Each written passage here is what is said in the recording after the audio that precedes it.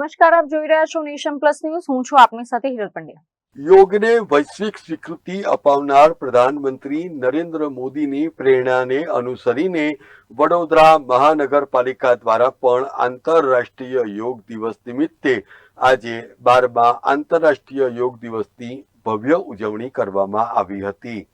Yoga for healthy ageing એટલે સ્વસ્થ વૃદ્ધાવસ્થા માટે યોગની થીમને આધારિત આ દિવસનો મુખ્ય હેતુ એ વધતી ઉંમર સાથે લોકોને શારીરિક અને માનસિક રીતે સ્વસ્થ, સક્રિય અને આત્મનિર્ભર રાખવા માટે યોગ કઈ રીતે મદદરૂપ થઈ શકે છે તે દર્શાવવાનો પણ છે.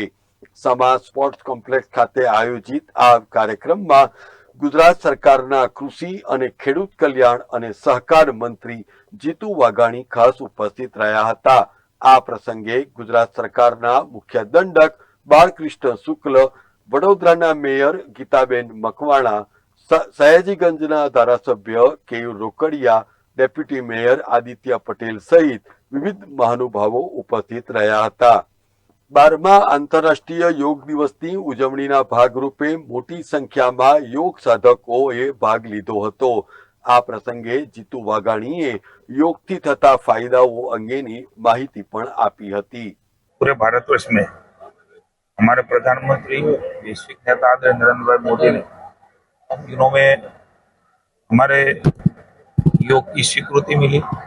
पूरा विश्व आज 21 जून योग दिन मना रहे. हमारे प्रधानमंत्री माननीय मोदी जी कोलकाता बंगाल से जुड़े, माननीय मुख्यमंत्री भी जुड़े हुए, सभी मंत्री, माननीय गृह मंत्री भी आज गुजरात में योग साधक के रूप में योग दिन के सेलिब्रेशन में पूरा भारतवर्ष, पूरा विश्व अलग अलग जगह से जुड़े हैं. मुझे खुशी है कि आज की जो थीम है स्वास्थ्य वृद्धाश्रम के लिए योग, ये थीम हम सबके लिए बहुत जरूरी है.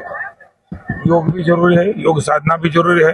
अष्टांग योग का अभ्यास आज बड़ौदा में मैं, मेरे साथ माननीय मेयर श्री, हमारे दंडक माननीय बालकृष्ण भाई, माननीय विधायक श्री केयूर भाई, कमिश्नर श्री और सभी बड़ौदा के लोग जुड़े.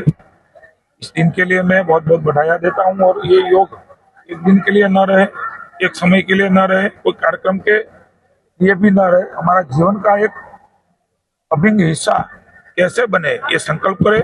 आज फिर से विश्व योग दिन की बहुत बहुत बधाई देता हूं. Bureau report, Nation Plus News, Vadodara.